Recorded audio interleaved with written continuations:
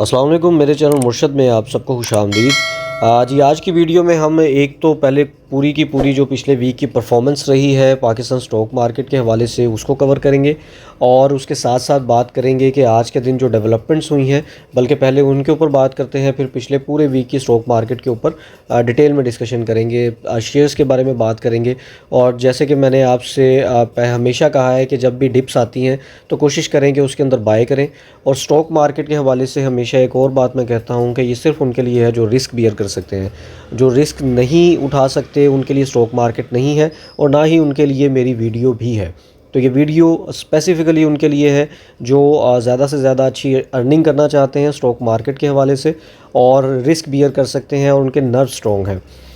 जी, अब बात करते हैं आज की डेवलपमेंट के हवाले से। तो ट्रंप का जब से बयान आया है कि ईरान के जो पावर प्लांट्स हैं उनके ऊपर हमला नहीं किया जाएगा और 5 दिन के लिए सीज़ फायर करने जा रहे हैं, तो उसके बाद से इंटरनेशनल जो स्टॉक मार्केट्स हैं वो भी उनमें भी पॉजिटिव रुझान देखने को मिला है। और उसके साथ साथ अगर बिटकॉइन की मार्केट देखें वो भी पॉजिटिव है और क्रूड ऑयल की प्राइसेस में तकरीबन 8 से 10% डिक्रीज़ आ चुका है।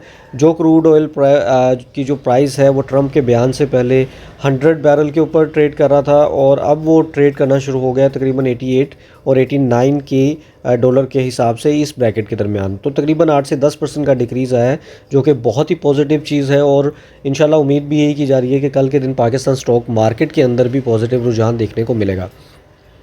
यहाँ से बात करें अब उसके मुतबादिल में इस बयान के बाद तो काफ़ी तेज़ी आई है स्टॉक मार्केट के हवाले से। लेकिन अगर ईरान की बात करें तो ईरान अभी तक इस बयान की मतलब उसको कह रहा है कि जी ऐसी कोई बात नहीं है, हमारे कोई बयानात शुरू नहीं हुए। तो यहाँ पे मैं पर्सनल मेरा ओपिनियन ये है कि ओबियसली ईरान का जितना नुकसान हुआ है इस जंग के अंदर, तो वो पहले भी अपनी कुछ कंडीशंस रखी हुई हैं उन्होंने कि दोबारा से जंग नहीं होगी और उसके अलावा उनका जो नुकसान हुआ है उसकी तलाफ़ी की जाएगी। तो इतनी आसानी से तो ईरान भी इस जंग को ख़त्म नहीं करना चाहेगा जितना उनका नुकसान हो चुका है। उनकी अपर लेवल की जितनी भी लीडरशिप थी वो तमाम लोग शहीद हो चुके हैं। तो इतनी आसानी से अगर ईरान जो है वो सुलह की तरफ आता है तो वो भी उनके लिए आसान नहीं है। उन्होंने भी अपनी पूरी की पूरी पब्लिक जो है, जो कौम है, उसको जवाब देना है। लेकिन अल्टीमेटली उम्मीद यही है कि पाकिस्तान जो है, पाकिस्तान का नाम जो आ रहा है इसके अंदर वो ये आ रहा है कि पाकिस्तान ने दोनों कंट्रीज़ के दरमियान सुलह कराने की बेहतरीन कोशिश की है। और अभी मैं रिसेंट एक न्यूज़ भी पढ़ रहा था, उसके मुताबिक इसी हफ्ते में इस्लामाबाद के अंदर जो आगे जो मुज़ाकरात हैं वो स्टार्ट होने जा रहे हैं। और होप करते हैं जी इस वीक के अंदर मार्केट जो है वो throughout the week positive रह सकती है। हो सकता है कि 1 या 2 दिन के अंदर वॉलेटिलिटी आए, लेकिन ओवरऑल जो रुझान होगा वो पॉजिटिव होगा।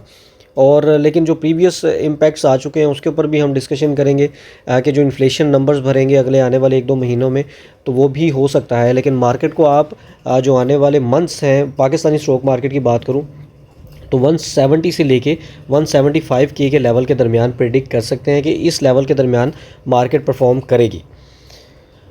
लेकिन बाद में जैसे ही इन्फ्लेशन नंबर्स आते हैं ऑब्वियसली उसका टेम्परेरी इफेक्ट तो मार्केट के ऊपर आएगा। लेकिन अल्टीमेटली पाकिस्तान ओवरऑल जो है, पाकिस्तान की जो परफॉर्मेंस रही है through out the war, Pakistan ने ईरान के साथ भी अपने ताल्लुकात रखे हैं, सऊदीया के साथ भी, मिडिल ईस्ट के साथ भी रखे हैं और उसके साथ साथ यूएस के साथ भी अपने ताल्लुकात ख़राब नहीं किए हैं। तो ये बहुत बड़ी कामयाबी है अगर उसको प्रैक्टिकल लेवल के ऊपर देखा जाए। अपनी अपनी ओपिनियन है लोगों का। कुछ लोग कहते हैं कि जी पाकिस्तान को इस तरह से करना चाहिए था या पाकिस्तान की इस तरह से सिचुएशन होनी चाहिए थी। लेकिन अगर मैं अपने ओपिनियन की बात करूं तो पाकिस्तान ने बहुत सेफ़ प्ले किया है और बड़े अच्छे तरीके से तमाम कंट्रीज़ के साथ अपने ताल्लुकात रखे हैं। और ऑब्वियसली पाकिस्तान इस कंडीशन में नहीं है कि डायरेक्टली किसी भी जंग के अंदर इन्वॉल्व हो सकता है।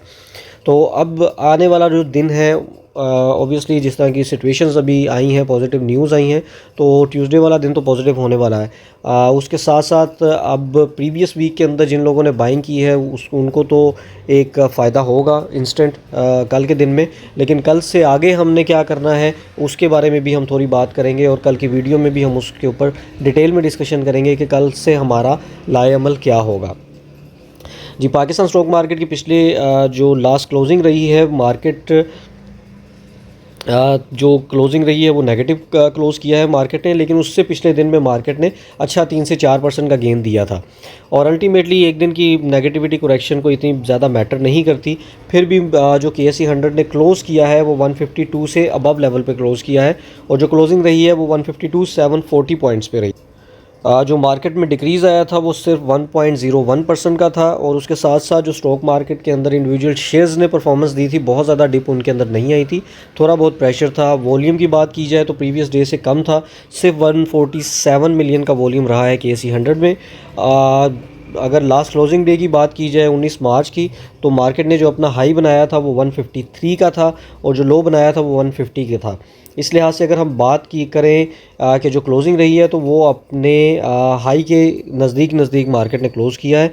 उस हिसाब से बुलिश मोमेंटम नज़र आ रहा था, और अल्हम्दुलिल्लाह पॉजिटिव न्यूज़ के बाद तो ये चीज़ कंफर्म है कि कल का जो दिन है वो इंशाल्लाह पॉजिटिव ही होने वाला है। यहाँ से अगर हम बात करें KMI 30 की, तो KMI 30 में 1.15% नेगेटिव क्लोज़ किया था। KMI ऑल शेयर की बात करें 0.93%, और इसी तरह पाकिस्तान स्टॉक एक्सचेंज डिविडेंड 20 की बात करें तो 0.97%। तो अप्रोक्सीमेटली सब के अंदर जो रेशियो रही है वो तकरीबन 1% के पास ही मार्केट ने नेगेटिव क्लोजिंग दी है। यहाँ से 1 मंथ की बात करें तो 1 मंथ के अंदर मार्केट जो है अल्टीमेटली तकरीबन अपने नेगेटिव के ऊपर ही स्टैंड कर रही है, और हो सकता है कि अब क्योंकि मार्च के एंड होने में बहुत कम दिन है, हो सकता है मार्केट जो है बहुत अच्छी रिकवरी दे दे। हमारे पास अभी भी 4 से 5 दिन बाकी हैं, और इन 4 से 5 दिनों के अंदर मार्केट बहुत अच्छा परफॉर्म कर सकती है, नो डाउट। और हो सकता है वीकली और मंथली चार्ट मुकम्मल तौर पे चेंज हो जाए अगर तो पॉजिटिव न्यूज़ आती है, और ये मुकम्मल सीज़ फायर अगर तो हो जाता है, तो ये पाकिस्तान स्टॉक मार्केट के लिए बहुत बुलिश होगा, और उसके साथ साथ इंटरनेशनल मार्केट्स के लिए भी एक बुलिश न्यूज़ होगी। और हो सकता है कि पिछले 2 महीनों की जो मार्केट का समझ लें कि 2-3 महीनों का के बराबर जो प्रॉफिट आया था मार्केट ने, वो सारे का सारा इरेज हो चुका है। तो हो सकता है वो दोबारा से मार्केट अपने आप को इस्टेब्लिश कर जाए। लास्ट वर्किंग डे की अगर बात करें टॉप एक्टिव परफॉर्मर्स की, तो उसमें पहले नंबर पे राइट शेयर है WASL का, उसके बाद दूसरे नंबर पे बैंक ऑफ पंजाब है। बैंक ऑफ पंजाब के हवाले से मैंने पहले भी ये जिक्र किया था आपसे कि 2 पॉजिटिव न्यूज़ हैं इसके हवाले से। एक तो इन्होंने अपनी अर्निंग भी इनकी अच्छी थी, दूसरा इन्होंने 15% का डिविडेंड भी दिया था। तो दोनों पॉजिटिव न्यूज़ हैं। डिविडेंड तो इनका एक्स प्राइस हो चुका है, जिन्होंने बाय किया हुआ था बैंक ऑफ पंजाब उनको डिविडेंड मिल जाएगा, और यहाँ से कल मार्केट पॉजिटिव होती है तो हो सकता है हमें कई ऐसे शेयर हैं जो अपर लॉक में देखने को मिलें, जिनमें से एक बैंक ऑफ पंजाब भी हो सकता है। जी उसके बाद FNEL है। FNEL के हवाले से मैंने पहले भी कहा था कि 1.15 से लेके 1.12 के दरमियान जो है इसकी बाइंग नज़र आती है। तो हो सकता है कल आपको ये 1.50 या 1.4 की ब्रैकेट में देखने को नज़र आए। ये मेरी पर्सनल ऑब्जर्वेशन है, मैं हमेशा से आपसे शेयर करता हूँ। आपने जब भी बाय करना है स्टॉक मार्केट के अंदर, तो आपने एक चीज़ माइंड में रखनी है कि प्रॉफिट और लॉस दोनों आपको हो सकता है। लेकिन अगर इन्वेस्टर के पॉइंट ऑफ व्यू से देखें तो किसी को भी स्टॉक मार्केट के अंदर लॉस नहीं होता, हमेशा सबको प्रॉफिट ही मिलता है। लॉस वाली सिचुएशन कभी भी नहीं होती। जो लॉन्ग टर्म के अंदर इन्वेस्टमेंट प्लेस करते हैं या स्ट्रैटेजिक तरीके के साथ स्टॉक मार्केट के अंदर खेलते हैं, उनको लॉस नहीं होता है। बाकी अपनी स्टडी हमेशा मुकम्मल रखें किसी भी शेयर को बाय करने से पहले। तीसरे नंबर पे जी K इलेक्ट्रिक है। तो K इलेक्ट्रिक भी अपनी प्राइस से थोड़ा बहुत नीचे आ चुका है, और अभी जो इसके लेवल देखें इंस्टेंट लेवल के ऊपर, तो ये बहुत अच्छे बाइंग थी जिन्होंने लास्ट वर्किंग डे के ऊपर की है। तो कल के दिन हमें हो सकता है ये 8 या 8.50 के दरमियान देखने को मिले। इसी तरह नेशनल बैंक ऑफ पाकिस्तान की बात करें तो NBP जो है समझ लें कि one of the favourite shares है, और इसकी रीज़न ये है कि इन्होंने बहुत अच्छी अर्निंग भी दी है और 350% का डिविडेंड दिया था, जिसकी वजह से इनकी प्राइस एक्स भी हो चुकी है, और इस टाइम पे 181 के लेवल के ऊपर ट्रेड कर रहा था लास्ट क्लोजिंग प्राइस के मुताबिक। तो हो सकता है कि हमें ये 190 और 200 की ब्रैकेट में कल देखने को मिले।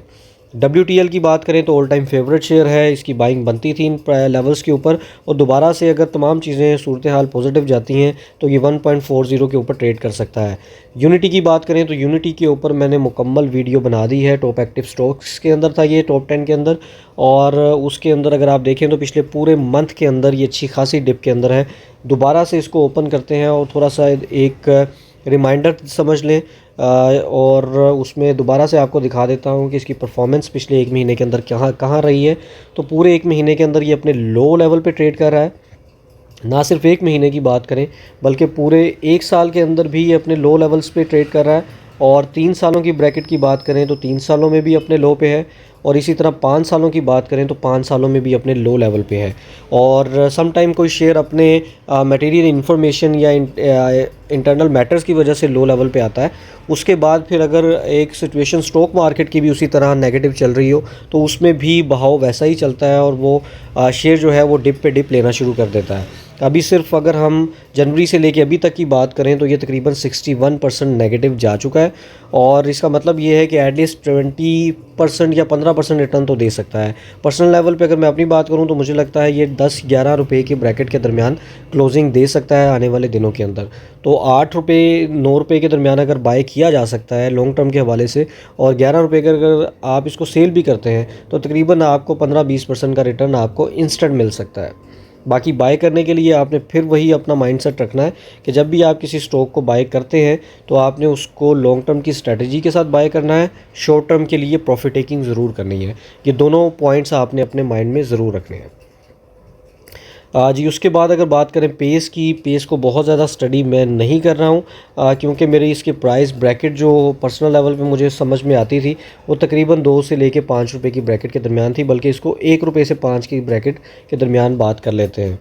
अभी क्योंकि इस ब्रैकेट से ये जा चुका है तो अभी इसको मैं इंस्टेंट लेवल पर डिस्कस नहीं करूँगा, लेकिन इसके ऊपर सेपरेटली वीडियो बना के हम इसको डिटेल में डिस्कस कर सकते हैं। अभी शॉर्ट लेवल के ऊपर पेस की प्रीवियस हिस्ट्री के ऊपर बात कर लेते हैं कि इसकी हिस्ट्री किस तरह से रही है। अगर 1 ईयर की बात करें तो 1 ईयर में तकरीबन कोई 76% पॉजिटिव है। और ये ग्राफ आप देख सकते हैं कि ये 5-6 रुपये पे इसकी अच्छी बाइंग थी। फिर अगर हाई की बात करें तो ये तकरीबन 27-28-30 रुपये तक गया है। और यहाँ से आप 52 वीक्स की रेंज देखें तो 31 इसका हाई था और लो जो था वो 3.80 था। और गैप अगर देखें तो बहुत ज़्यादा है दरमियान में। इस तरह की सूरत हाल में हाई वॉलेटिलिटी शेयर की सिचुएशन बन जाती है। उसमें उसको बाय करने का मतलब ये है कि आपको किसी भी परसेंटेज के अंदर प्रॉफिट और लॉस दोनों हो सकता है। दोनों को हम सम अप नहीं कर सकते कि 10% लॉस होगा या 10% प्रॉफिट होगा, क्योंकि जब वॉलेटिलिटी की ब्रैकेट इतनी ज़्यादा हो 3-4 रुपये से लेकर 31 रुपये की ब्रैकेट के दरमियान, तो ये ऊपर जाने के चांसेस भी उसी तरह है और नीचे जाने के चांसेस भी उसी तरह बनते हैं। 5 सालों की अगर चार्ट की बात करें तो 5 सालों का चार्ट आपके सामने है। 3 से 4 रुपये की ब्रैकेट जैसे मैंने आपको पहले कहा था, और हाई लेवल 31 रुपये का ये ऑलरेडी लगा चुका है। तो जी यहाँ पे इसकी बाइंग जो है वो थोड़ी सी कॉम्प्लिकेटेड होगी कि हम इसको बाय करें। हाँ, अगर किसी ने इसको लॉन्ग टर्म के हवाले से बाय करना है तो 15-20 साल के लिए उसको कंसीडर किया जा सकता है जी। उसके बाद NCPL है। NCPL और सिनर्जी है। सिनर्जी के वाले से मैं पहले भी बता चुका हूँ, पाकिस्तान की सबसे बड़ी रिफाइनरी है और इसकी प्राइस ब्रैकेट अभी के लिहाज से देखा जाए तो बहुत इंटरेस्टिंग है। 7 रुपये से 7.5 रुपये के अंदर बहुत इंटरेस्टिंग बाइंग बनती है 8 रुपये की प्रॉफिट टेकिंग के हवाले से। उसके बाद NCPL की बात की जाए तो NCPL काफ़ी नीचे आ चुका है, तकरीबन 70 रुपये से गिरता हुआ इस टाइम पे 60 रुपये के दरमियान है। तो इंस्टेंट अगर देखें तो 63-64 रुपये पे ये ईज़िली जा सकता है जी। उसके बाद अब अगर हम सेक्टर वाइज़ देखें कि सेक्टर वाइज़ मार्केट की परफॉर्मेंस कैसी रही है तो वो आपके सामने है। उस दिन ऑब्वियसली प्रेशर में थी, तो फिर भी पहले नंबर पे अगर हम बात करें तो हमेशा से ऑटोमोबाइल असेंबलर्स जो हैं उसमें DFML आता है। नॉन कंप्लाइंट में होने के बाद भी ये पहले नंबर पे आपको नज़र आएगा अपने सेक्टर के अंदर टॉप परफॉर्मर में, और वॉल्यूम इसके अंदर 2.3 मिलियन का रहा। और फिर भी ये तकरीबन पॉजिटिव ही इसने क्लोज़ किया है 0.89% और क्लोजिंग दी है 15.96। हो सकता है कल ये हमें 17 या 17.5 रुपये की ब्रैकेट में नज़र आए। पार्ट्स एंड एसेसरीज़ की बात करें तो पहले नंबर पे TBL है और 7.37 लाख 40 हज़ार का वॉल्यूम रहा है। वॉल्यूम कम था और इसी तरह शेयर्स के अंदर भी वॉल्यूम कम ही नज़र आया हमें। और ओवरऑल जो क्लोजिंग रही है मार्केट की वो भी तकरीबन वॉल्यूम के हवाले से कम ही रही है। जैसे मैंने शुरू में जिक्र किया कि AC 100 का जो वॉल्यूम था वो तकरीबन कोई 147 मिलियन का ही क्लोज़ किया है, बहुत अच्छा वॉल्यूम नहीं था जी। सीमेंट की बात करें तो पहले नंबर पे मैपल लीफ सीमेंट रहा है, 6 मिलियन का वॉल्यूम, 1.47% नेगेटिव रहा है। और कल के दिन इसके अंदर भी आपको एक अच्छी हाइप देखने को मिल सकती है। कमर्शियल बैंक्स की बात करें तो पहले नंबर पे बैंक ऑफ पंजाब है, ऑलरेडी इसको डिस्कस कर चुके हैं। दूसरे नंबर पे NBP है और बैंकिंग सेक्टर और तमाम शेयर्स जो हैं वो कल एक अच्छे लेवल पे नज़र आने वाले हैं आपको, क्योंकि अभी जब भी हम बाइंग लेवल तो हमारा पीछे 2-3 वीक के अंदर जा चुका है। कल भी हमें हो सकता है कि बाइंग अपॉर्चुनिटीज़ मिलें और जहाँ पे आपको बाइंग अपॉर्चुनिटी मिले आप बाय ज़रूर करें। और हो सकता है कि पूरा वीक ही हमें मार्केट में कुछ अच्छी ऑप्शंस मिले जिनको हम बाय कर सकते हों।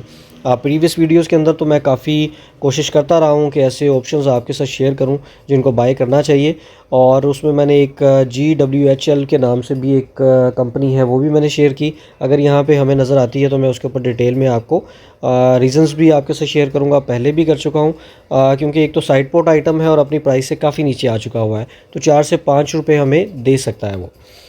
जी कमर्शियल बैंक्स के बाद फर्टिलाइज़र की बात करें तो पहले नंबर पे FFC था, और जी कल इसमें भी आपको अच्छी प्राइस हाइक देखने को मिल सकती है। आरिफ हबीब कॉरपोरेशन की बात करें तो काफ़ी नीचे आ चुका है, 13.25 पे इस टाइम पे ट्रेड कर रहा है, और अगर यहाँ से बात करें तो तकरीबन 15-16 रुपये हमें दे सकता है। जी उसके बाद हम oil and gas exploration company की बात करें तो पूरे का पूरा सेक्टर नेगेटिव था, कल आपको पूरा सेक्टर ही नए पॉजिटिव देखने को मिल सकता है। जी इसी तरह मार्केटिंग कंपनीज़ की बात करें, पहले नंबर पे हैस्कोल है। हैस्कोल के हवाले से मैं हमेशा बता चुका हूँ कि नॉन कंप्लाइंट में होते हुए भी इसमें अच्छा वॉल्यूम लगता है, और जब भी आपने किसी नॉन कंप्लाइंट यानी कि डिफ़ॉल्टर शेयर के अंदर इन्वेस्टमेंट प्लेस करनी है तो एक चीज़ का माइंड अपना क्लियर रखना है कि आपको 100% प्रॉफिट और लॉस दोनों हो सकता है। लेकिन अगर इसकी प्राइस ब्रैकेट अभी के लिहाज से देखूँ बड़ी इंटरेस्टिंग है, 19 से 20 रुपये का प्राइस लेवल हमें दे सकता है। ये हो सकता है कल हमें 19-18 रुपये की ब्रैकेट के दरमियान ही ओपनिंग इसकी नज़र आए। रिफाइनरी की बात करें, पहले नंबर पे सिनर्जी है। आपको most of the time sector wise में देखें सबसे कम प्राइस में अगर देखें तो सिनर्जी ही अवेलेबल है, जबकि अगर सेक्टर में देखें सबसे बड़ी कंपनी कौन सी है तो वो भी सिनर्जी को ही है। लेकिन इसके इंटरनल मैटर्स जैसे मैं पहले भी बता चुका हूँ उसकी वजह से शेयर जो है वो परफॉर्म नहीं कर पाता। हो सकता है आने वाले टाइम में अगर इस कंपनी की स्प्लिटिंग होती है यानी कि पेट्रोलियम अलहदा हो जाएगी और रिफाइनरी अलहदा हो, तो फिर हो सकता है कि रिफाइनरी और पेट्रोलियम दोनों कंपनी अच्छा परफॉर्म करने लग जाएँ।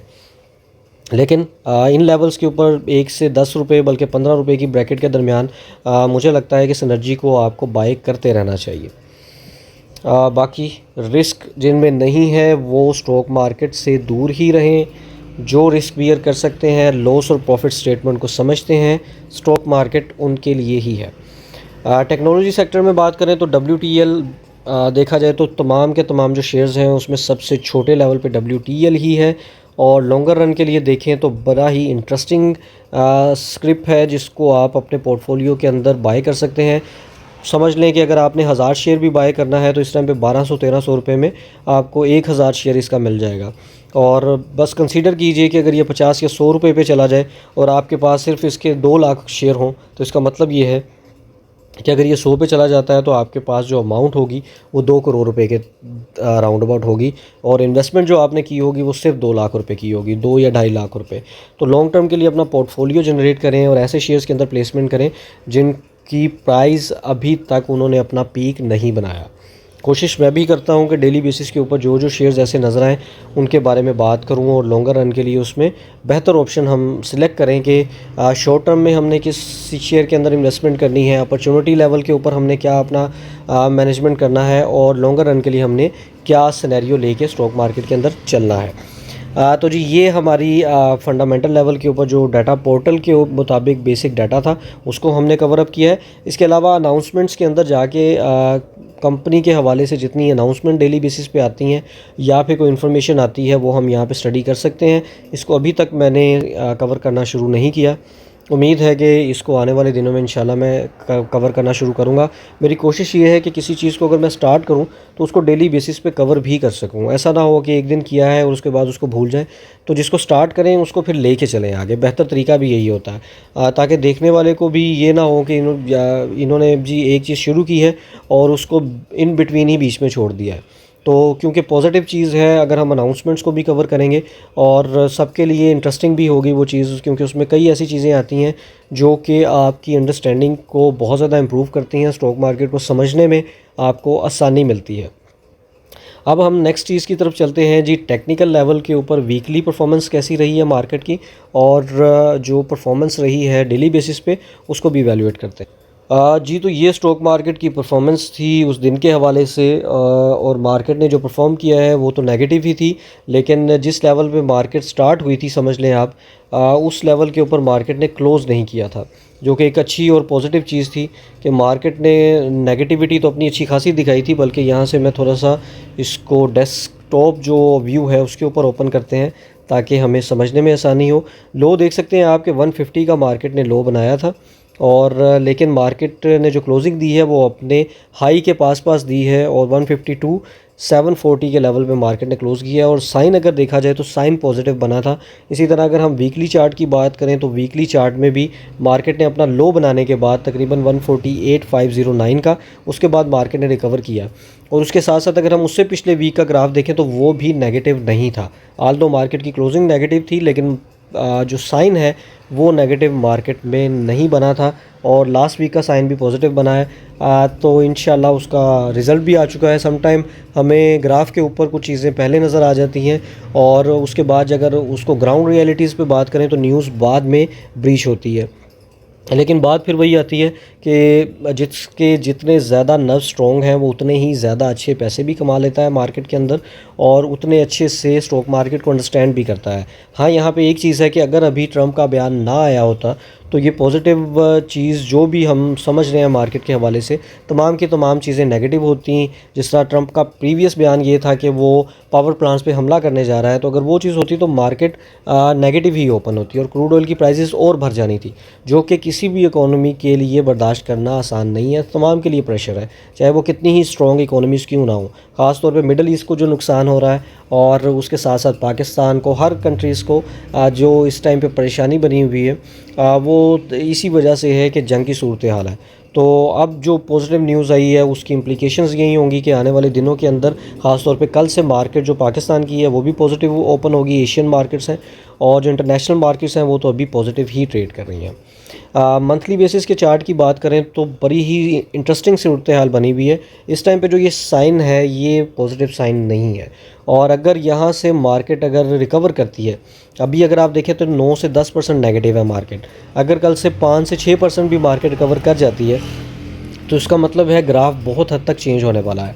और 1 मंथ के ग्राफ का चेंज होने का मतलब ये है कि बहुत पॉजिटिव सेंटीमेंट बन सकता है यहाँ से, और आने वाले जो मंथ हैं उनके लिए इस मंथ का पॉजिटिव क्लोज होना भी ज़रूरी है।